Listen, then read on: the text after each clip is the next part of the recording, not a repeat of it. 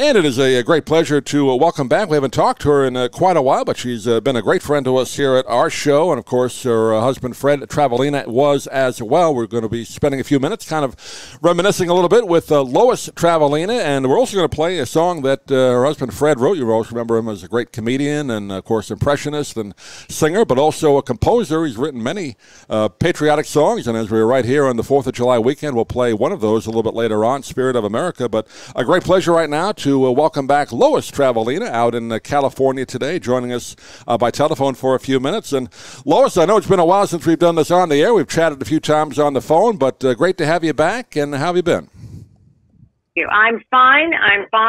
I don't go anywhere, so I don't plan on catching anything. And, when you don't drive, you don't have to go anywhere. I go to the grocery store at 7 o'clock in the morning. I've done that maybe 3 times in 4 months. And gone to a chiropractor 4 or 5 times. But other than that, I'm steadfast. Yeah. I know California has gone through a bit of a tough time. Florida now, they say, is a little more on the uptick again. But we've all been through it at the same time. So I guess that's one comforting note. We're all in the same boat. Yeah, we are. It's really hard to understand. I feel like I'm in a disaster movie. Yeah. I was in Hollywood the other day at the Red Star on Hollywood Boulevard, and nobody was there. Nobody, no cars, no people walking on the street. The stores are boarded up or taped up for lease. It's so sad. What country am I in? Yeah. I don't believe it.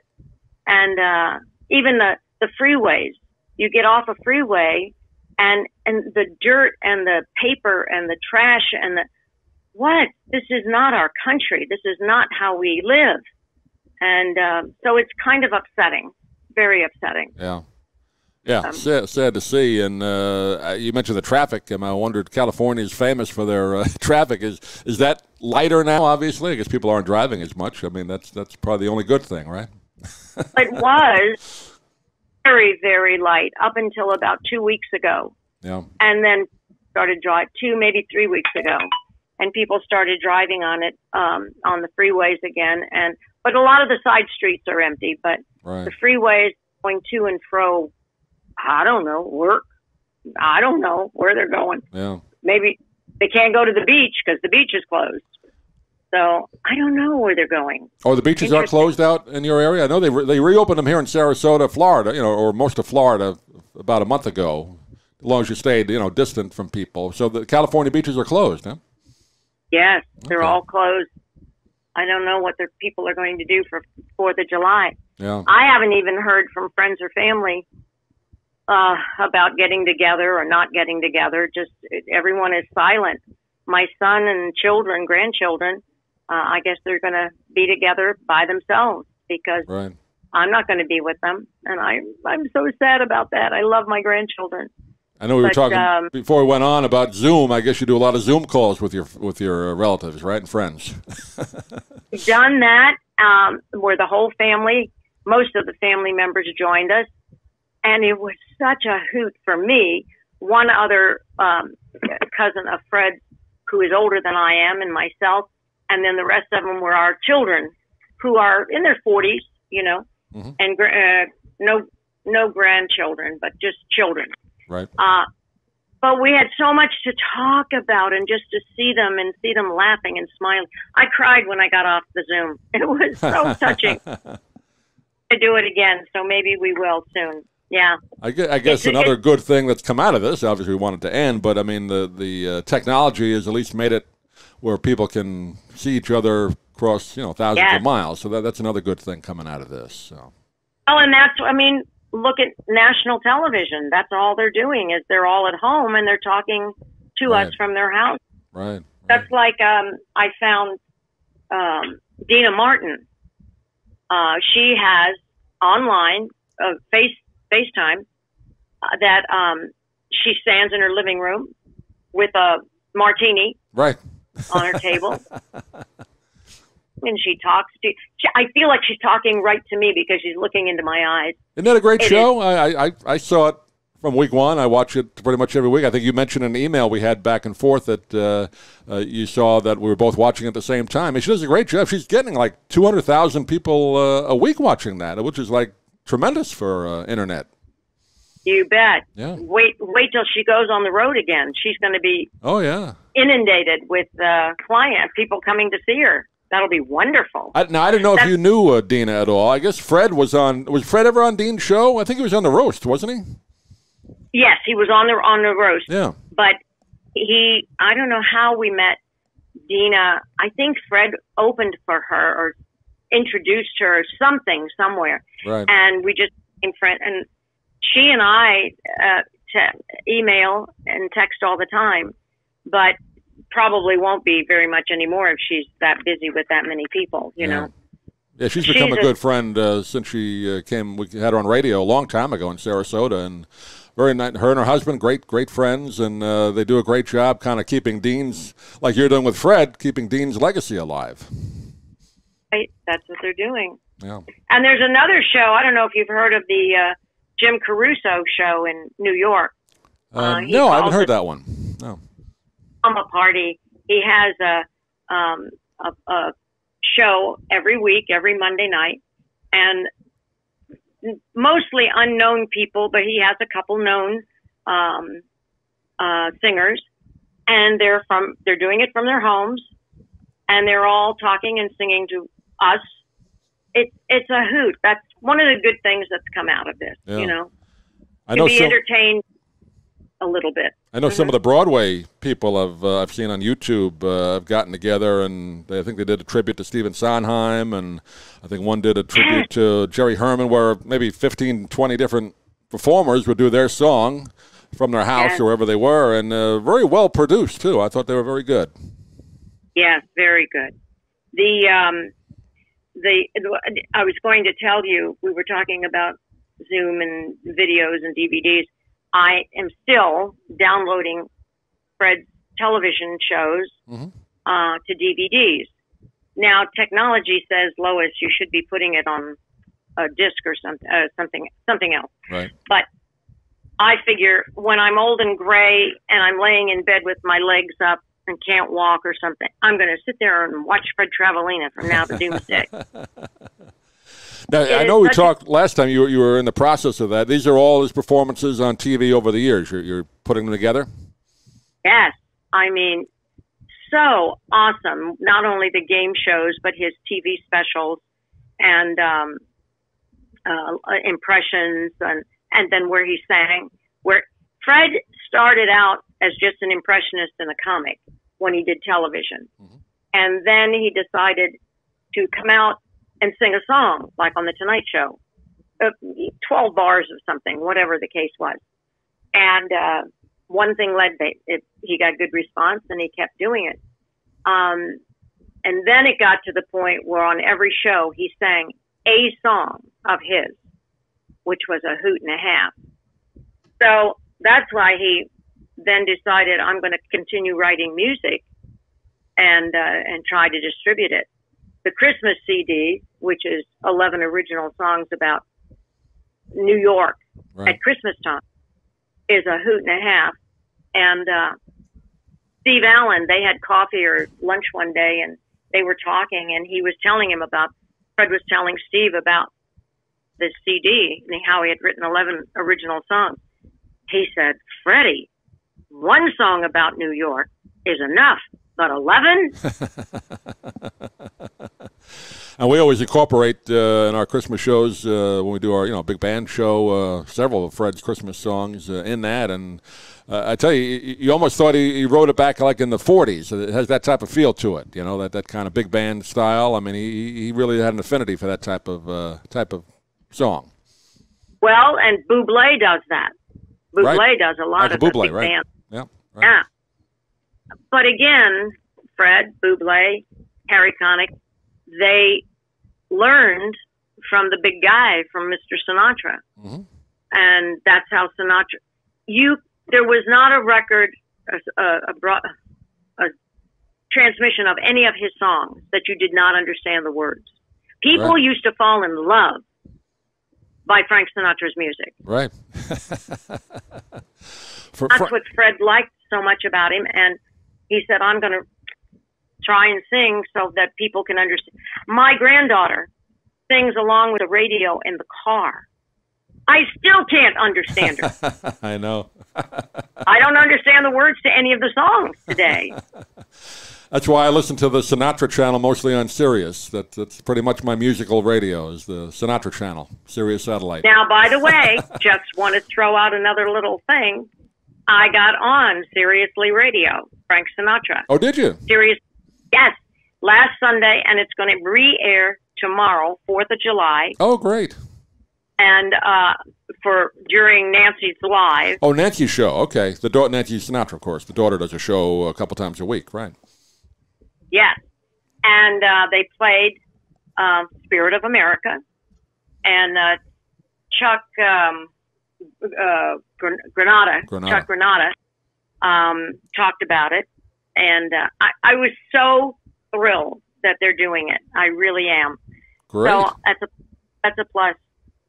Check that one off. No, and that's then great. I have people like you. I have to tell you, I set up my patio with red, white, and blue, and a poster of Fred. I thought, ooh, we could sit out there, and I could sit out there and talk to you. The next time we'll do a Facebook. Yeah, we'll try that. Yeah, that'd be great. Yeah. Now, speaking of Sinatra, I know we talked about it previously, but Fred did one of the best, if not the best, Frank Sinatra impression, which very few people could do because Frank Sinatra had that kind of hard voice to really imitate. You could imitate the style, but not the voice. But Fred was able to do the young Sinatra and the middle-aged Sinatra and the old Sinatra. Very, very rare that you get somebody that could do that. Yeah. He was, like I think from the time he was 2 years old, his father would play Frank Sinatra music and reading bedtime stories, which were from the newspaper about Frank Sinatra, and grew up with him. He took pride in it. Mr. Sinatra stood on stage one night when there was somebody down front singing along with him, and Frank stopped the music. Wait, whoa, stop. Hey, you. Nobody does that except Fred Travalena. And they started the music back up again. Wow. Well, we weren't there, but somebody told us that, and we were just and very thrilled that Frank would say that about Frank. However, today, Bob Anderson. Right. I don't know if you know who he is. I haven't met him yet. I know I see a lot of his work. Does a show in tribute to Frank, right? Right, he does. And I think he's trying to get it on Broadway. He's been saying he did it in Vegas for about a year, and then he said he's trying to get it in New York. I don't know what the status of that is. Obviously, nothing's on Broadway now, but I heard that he was about to open in March. Mm-hmm. March or April, he was supposed to open on Broadway. Okay. And, of course, this happened. Right. And there again, I talked to him because I love him and we know him, and he's a very talented guy.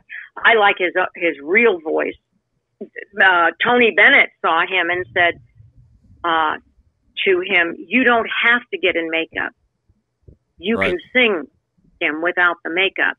And of course, Fred did the 4 or 5 Sinatras on television. Right. So it's hours to do the makeup of each one. But anyway, I had said to Bob many times, read Fred's script, because Fred wrote a script about the life of Mr. Sinatra called "And Then I Sing." And it could be about Joe Blow for all it matters if the family gives me trouble one day. But it's a storyline about this man. And when he was born, the screaming and the hollering and the crying. And Martin, the father, said to his wife, Dolly, "I think we've got a singer here." And put that in the play. But it's all original music. Fred put a couple of Mr. Sinatra songs in, like New York, New York, Drinking Again, things, Nancy. Mm-hmm. I think we have 3 songs in it. But the rest of it is all Fred's music. Original music, right? original, and it's phenomenal. Everyone who reads the play and listens to the music loves it. So I'm looking for a producer and a director, but it's been 11 years. I promised Fred I would get it up on Broadway, but during this time frame, I've kind of put it on the back burner. Mm-hmm. I keep working at it. One day I'll get it up. Yeah. And like I say, it could be Joe Schmo. It doesn't have to be about Frank Sinatra. But I'll guarantee you everyone who walks out is going to say, that storyline reminds me of. Yeah, but it's a great play. Was Bob receptive to maybe doing your play instead? 'Cause I know he does basically a concert version of Frank, but did you talk about that? Or no, he wasn't interested. Mm-hmm. He wants to do his thing. Right. So, okay, go do it. Yeah. He has never even read the script. Okay. Because he was so engrossed in what he was doing, and I begged, borrowed, and said, please, but no. Yeah. I would like to have Harry Connick do the acting of it, and Bublé do the singing of it. Oh, sure. That'd be great. Can't do. Yeah. Has to be one person. Right. But those two guys are wonderful, also. Now, you and Fred knew Frank relatively well. I mean, did you get to know him? You know, kind of as a friend off stage as well, Frank Sinatra. Not really. No. Fred could go back. We did go backstage all the time, and they would talk, and Fred would do some impressions other than him. We found out many years later, well, after Frank passed, I think about in 2005, Fred did a concert and MC for Barbara Sinatra for her children's hospital. Mm-hmm. And afterwards, we went over to say goodbye to her and thank you very much, and said, I was such a big fan of Mr. S, and this is a privilege for me to do this. And she said, I know that. And Fred said, what do you mean you know that? And she said, because you did a piece of artwork of Mr. Sinatra, of my husband, and it hung beside his bed for all these many, many years, and he saw it every morning and every night when he went to bed. Oh, wow. So Fred said, where is that artwork today? And he did. He did it when he was like 17 or 18 years old. And it was a picture of one of his face from one of the albums. And I know the album name, and I can't think of it right now. But evidently it was a piece of really good artwork. So I don't know if her son, Barbara's son, has it, or if he auctioned it off, or what happened to it. That's a nice tribute there. Yeah, it was wonderful. I wished I could have seen it. Never got to see it, and my boys wish they could see it too. Yeah. But of what their dad, my Fred was a very good artist. Yeah, great artist. Yeah. I guess with Frank, it might have been better with Frank just to kind of enjoy his work. From what you hear, maybe not to get too close to him. Otherwise, at times. Had the Rat Pack, and they all knew each other. Right. They knew what they were doing. Right. But yeah, Fred could say hello at any time. Yeah. I mean, Frank could be a little difficult, so it might have been better the way you had it, just to kind of have the nicer memories. Yeah. Oh gosh. But that was Fred, and that's why he wrote the play and the music for the play. Write, and he wrote 26 original songs for the play. Mm. Now, you're not going to get 26 originals in any, otherwise it would go for 4 or 5 hours. And but he kept writing and writing and writing.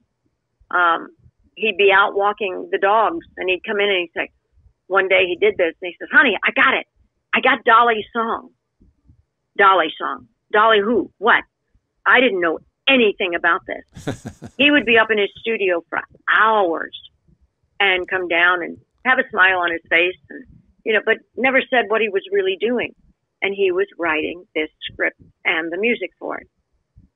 So it's a piece of work. I wish I could get it to the girls, but they've got another play that they're trying to get up. Oh, Tina and Nancy? Yeah. Yeah. Yeah. Right. So we'll see what happens there, too. Yeah, I know somebody had.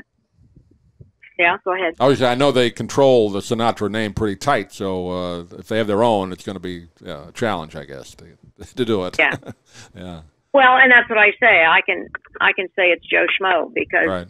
it doesn't have to be a story about Frank Sinatra. It can be anything about anybody.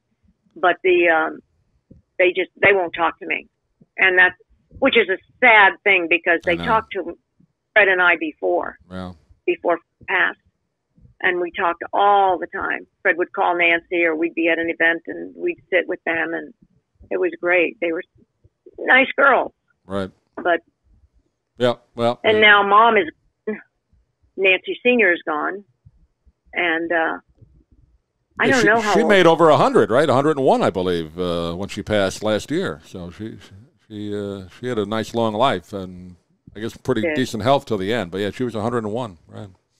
She didn't get crazy and upset like her spouse did. No, she. I guess I don't know. She was a special woman to put up with a lot of stuff. Let's say that.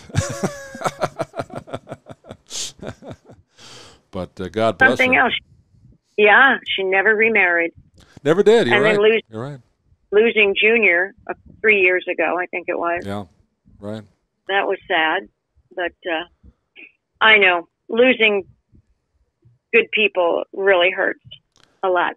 Yeah, we were talking before we went on, just two big names. Obviously, Carl Reiner earlier this week in '98, good run though. But and then Hugh Downs, a great broadcaster in '99, and a lot of the great, obviously, names that people like you and me grew up watching on TV. They're not being replaced. Let's say that. No, they won't be. Well, and I watch the Golden Girls at night. They just keep running them, and God, were they funny? Oh, great show. Not to mention their beautiful clothing that they wore, but their pitter patter back and forth was unbelievable. The only one left there is Betty White. Betty, 98, I believe she is, right? Yeah, doing pretty well from what I understand. Yeah, is the last time I saw her at an event, she was kicking. I tell you, she was great and sharp as a tack. Oh yeah. So. Yeah, that was one of the last sitcoms. I guess you could say Seinfeld, maybe Everybody Loves Raymond, but that was really well written, you know? Oh, yes. You bet. Consistently well written. I think Everybody Loves Raymond, that went off after Seinfeld. That might be the last one that was, really well written. Now, what's on, I don't watch them anymore, but they don't write sitcoms like that anymore. No, they don't. They certainly don't. Yeah. There's nothing on television today to watch. No, I pretty much cut the cord myself. I do a lot of YouTube now. Look at some of the great shows from the past. Fred is on YouTube. Yeah. My sons keep putting little segments up, which is good. And of course, if I get something really funny on the tapes, they take a couple minutes of each thing and put it up. So yeah. Call up Fred Travalena on YouTube. You'll love it. I found something recently I hadn't seen before. Maybe it was up there before, but Fred was on a great show. I remember as a kid. It wasn't on very long.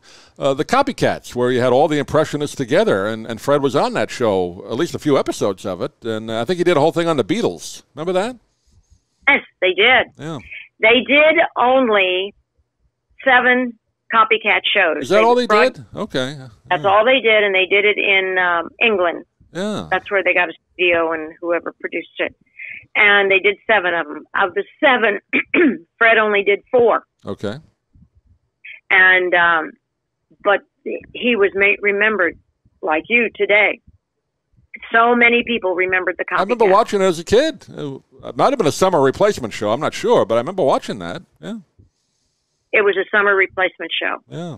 And they had hoped desperately that it was going to take off. I don't know why it didn't. I mean, it's brilliant what they did on that show. I know. Yeah. Rich Little, Frank Gorshin, George Kirby, Marilyn Michaels, and Fred. 5 of them. 5 of them, right. Wonderful. All the time. And a lot of great music, too. A lot of musical impressions, not just the comedy. I mean, the music was right on it. Yeah. Yeah. But then they dress up like the characters, too. Sure, yeah. That's what was so fun. Yeah. So, but no, and they never did another show like that anywhere. No, I don't know why that didn't take off. And of course, you mentioned the game shows. Fred was on so many of those. He was kind of the guy they'd bring on whatever game show. A lot of pilots I've seen up. Wink Martindale's put up a lot of pilots of game shows. Fred was on several of those to you put Fred on that, and hopefully the pilot will have a better chance of selling. I mean, he was the comedy star a lot of these shows. Yeah, he was. And the sad part is they never since have had a lot of impressionists. I mean, we mentioned Bob Anderson. There are a couple others. I don't know them by name. Some people have told me, but I don't see them. No. I don't know who they are. I don't know where they're working, which is sad because, of course, now they do impressions of today. Right. Well, there's no voices today to do impressions of. I mean, the actors and actresses today, there's really no distinctive voices. Let's be honest.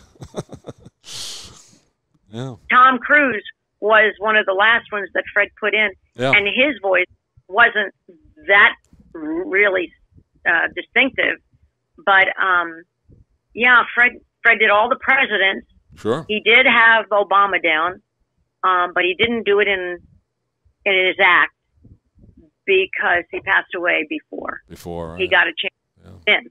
But at home, he was practicing it and working on it. But he did all the presidents from Jack Kennedy all the way through. He would have had a major heyday right now. Oh, sure. With what's going on. And the good part about Fred, though, and I'll say this out loud, he could do comedy. He could do presidents. He could do whatever, impressions. And he never used a bad word. Mm-hmm. He might have insinuated a happening, but he never said a bad word. Right. Today, there isn't anybody, whether they're on television or radio or movies, that's what it's about. How many bad words they can say. I know. It's awful. I walked out of comedy clubs because I won't listen to it. I just won't listen to it. No, it's not needed. They can be funny without using those words. No, I agree. So, that was one of pluses. Speaking of the presidential thing, he did a thing when we had him on, and he did it in his act, I imagine. You mentioned from Kennedy, through, I believe, Bush 2, like in about a minute and a half. Did them all back to back to back. It was great. I know. Yeah. I know. And you would wonder how do you change your voice that fast? Yeah. It wasn't change. It was mental. It was all in his mind, and he could do it. And of course, at the end, God has strange ways of acting and performing. But at the end, poor Fred couldn't hardly talk. Yeah, I know. Yeah. It went into his voice. Yeah, went into his voice, his vocal cords. Yeah. So that was strange. I say that all the time. That was how he made it. That was what made him happy. I always tell myself, though, I mean, obviously, we don't know why things happen, but up in heaven, I imagine that talent doesn't go away. It's still there. So yeah. You'll see it again. We'll all see it again. But yeah, I know, rough. But he was a class act to the end. I mean, he did some videos on YouTube, like you mentioned, where he just kind of talk about things in the news, and you knew he wasn't feeling well then, but he did a lot of those at the end of his life. So that was a great thing to leave behind. It was. Yeah. I'm very fortunate that I had somebody like him. I really am. He was just so talented, always coming up with new things. And, I mean, to be an artist, to be an impressionist, to be a comic, to be a singer, to be a songwriter, a lyricist, music of it. He never played an instrument, though. That's the only thing he couldn't do. But he could act. And he was a hoot and a half. I was very fortunate. Yeah, I was myself, just to have him come on radio. I believe he was doing a show nearby, maybe in Sarasota, maybe it was Clearwater, I forget. But we called up, and fortunately he was very kind to come on with me 2 or 3 times, and then of course we met you that way afterward. I know you did the event in Clearwater for many years, so I felt like I was a friend of Fred, even though I never met him in person. But just talking to him on the phone, it was great to meet him that way. Oh yeah, it was great. Good. Well, let's talk a little bit before we wrap up. We're going to play the song as we close out. One of his patriotic songs, obviously we're in the 4th of July weekend as Lois and I talk to you today. Spirit of America. Talk a little bit about that song, and then we'll kind of wrap up with that. Okay. Yeah, The Spirit of America, he originally wrote right after 9/11, what happened in New York. Mm-hmm. And I don't know, he just sat down and within an afternoon he wrote this song. And it's about our flag, and it's about the spirit of America and what people should be paying attention to. One of the lines, I think I sent it to you, one of the lines was, "Look again at New York Harbor. There still stands Miss Liberty, the spirit of America." In other words, she's the spirit, which is something else I want to tell you about. I saw a television special on a 4th of July in 1989, and they were filming it at Governor's Island, where Miss Liberty was renovated, and President Reagan, I was believe there. it was. Yeah, right. He pushed the button for the torch to be lit. And the celebrities on that show, Frank Sinatra went on and he gave a little speech prior to singing. And in the speech, the last phrase that he said, "I'm so fortunate to live in a country that has no walls." Right. But he's not around today, right? Yeah. And then he's the house I live in. Right. I cried. I stood there and cried. What a wonderful. Anyway, they used to have beautiful and wonderful things like that on television, and people writing songs. So anyway, Fred wrote this song, "The Spirit of America." He also wrote one called "Pictures on the Walls," because right after 9/11, there were pictures everywhere of all the people we lost. Right. But he was a very big patriot. He supported the USO. We traveled and did things for them. Went to Sarajevo to do a couple shows over there in Europe. Any veterans events here in America that he could attend, he would. He helped support the National League of Families for the POW MIAs, and we put on a big concert on the grounds of the Washington Monument many, many years ago.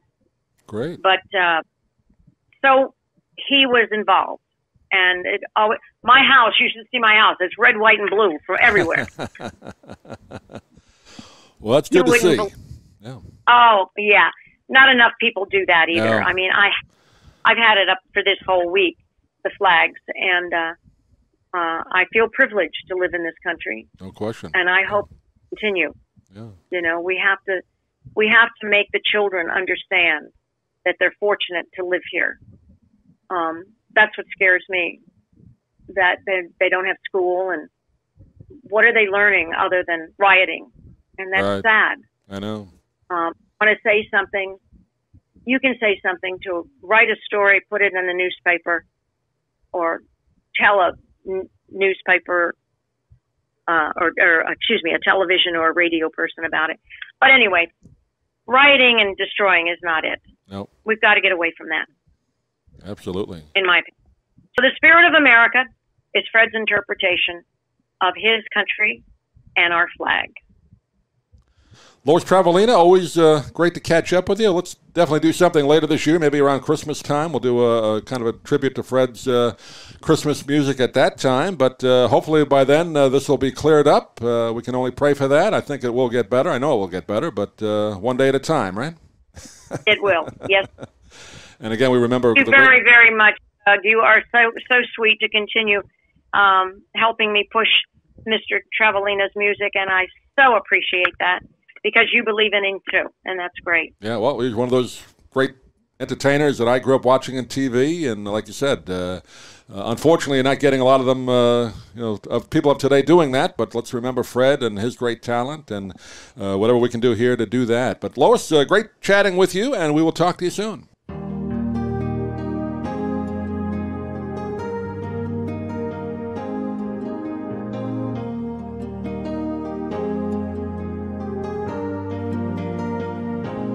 If you listen, you can hear the spirit of America Look around, old glories flying everywhere.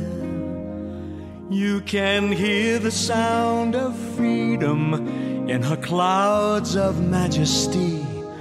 It's the spirit of America. In the smoke and fire and sacrifice for all the world to see, what is left among the rubble, heroes, folks like you and me. Look again at New York Harbor, there still stands Miss Liberty and the spirit of America. Raise old glory, raise her high, proclaim freedom to the sky. It's the spirit of America. In the midst of hard-fought battles in strange lands for liberty, Iwo Jima, Nam and Normandy, they died for you and me. Honor those who fought before us, open freedom's holy door to the spirit of America. On every corner, on the rooftops of our cities large and small, smiling faces of all races, all religions hear her call. I'm a loving guy, but I have a job to do, and I intend to do it. From the cities to the farmlands where Americans live free, young and old stand side by side, hand in hand for you and me. We're united as one nation in true democracy. It's the spirit of